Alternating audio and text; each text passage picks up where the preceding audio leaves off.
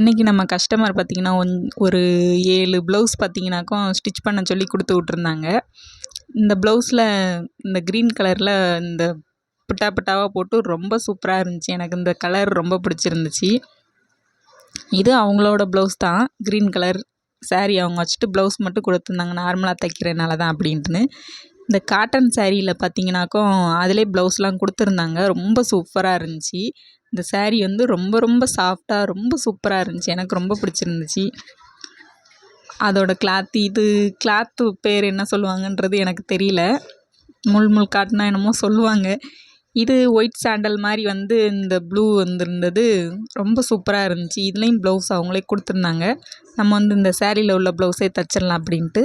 இந்த சாரியில் வந்து ப்ளவுஸ் கொடுக்கல, தனியாக தான் ப்ளவுஸ் கொடுத்துருந்தாங்க. ஏற்கனவே நம்மகிட்ட கொடுத்துருந்ததில் அந்த ப்ளவுஸு பிங்க் கலர் இருக்குது. அதனால் அந்த ப்ளவுஸில் வந்து தைச்சிக்கிட்டு கை வந்து இந்த சாரீலேருந்து கட் பண்ணி போடலாம் அப்படின்ற மாதிரி சொல்லியிருந்தாங்க. இதுக்கு வந்து லைனிங் போட சொல்லியிருந்தாங்க. இது வந்து கொஞ்சம் நம்ம ப்ளைனாக தைச்சா பிரிஞ்சிட்டே வந்துடும் இல்லையா, இதுக்கு வந்து லைனிங் போட சொல்லிட்டாங்க. இது அந்த 2 ப்ளவுஸ்க்கும் வந்து நார்மலாகவே தைக்க சொல்லிட்டாங்க. அளவு ப்ளவுஸு கரெக்டாக இருக்கும் அப்படின்னு சொல்லிட்டு. இவங்க வந்து நம்ம ரெகுலர் கஸ்டமர் தான். இவங்க பார்த்திங்கனாக்கும் எப்படி தைக்கலாம் அப்படின்னு கேட்டதுக்கு எனக்கு சிம்பிளாகவே தைச்சா போதும் அப்படின்னாங்க. இவங்களுக்கு வந்து நான் தைக்கும் போதில் ரொம்ப ரொம்ப எனக்கு பிடிக்கும் நீ தைக்கிறது அப்படின்னு சொல்லி என்னைய ரொம்ப ஏதாவது சொல்லிகிட்டே இருப்பாங்களா. இவங்களுக்கெல்லாம் தைக்கும்போது எனக்கு ரொம்ப சந்தோஷத்தோடு தான் நான் தைப்பேன். நான் எப்படி ஸ்டிச் பண்ணுறேங்கிறது எனக்கு தெரியல. நான் எப்பயும் போல் தான் ஸ்டிச் பண்ணுறேன். ஆனால் அவங்களுக்கு வந்து ரொம்ப பிடிக்கும், பெர்ஃபெக்டாக இருக்குது அப்படின்னு சொல்லி எனக்கு ஃபோன் பண்ணி சொல்லிகிட்டே இருப்பாங்க. ரொம்ப சந்தோஷமாக தான் இருக்கும்.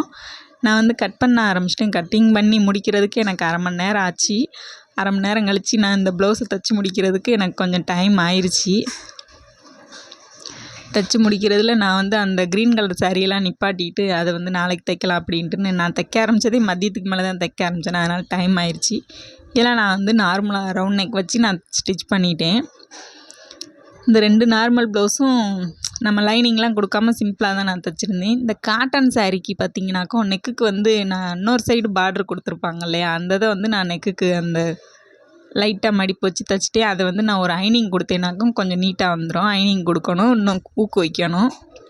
இதுக்கும் அதே மாதிரி தான் பார்ட்ரு ஒரு சைடு வந்து வேஸ்ட் ஆகுதுன்ட்டுன்னு அதையுமே நான் பார்ட்ரு வச்சிட்டேன். இதோட ஸ்டிச்சிங் இதோட வீடியோலாம் உங்களுக்கு பிடிச்சிருந்துச்சுனாக்கா மறக்காமல் லைக் பண்ணுங்கள், எப்படி இருந்துச்சுன்னு கமெண்ட் பண்ணுங்கள். என்னோடய சேனலுக்கு வந்து சப்ஸ்கிரைப் பண்ணி சப்போர்ட் பண்ணுவீங்கன்னு நினைக்கிறேன். சப்போர்ட் பண்ணி சப்ஸ்கிரைப் பண்ணிடுங்க. மறக்காமல் அந்த பெல் ஐக்கானையும் கிளிக் பண்ணிடுங்க. ஓகே, பாய்.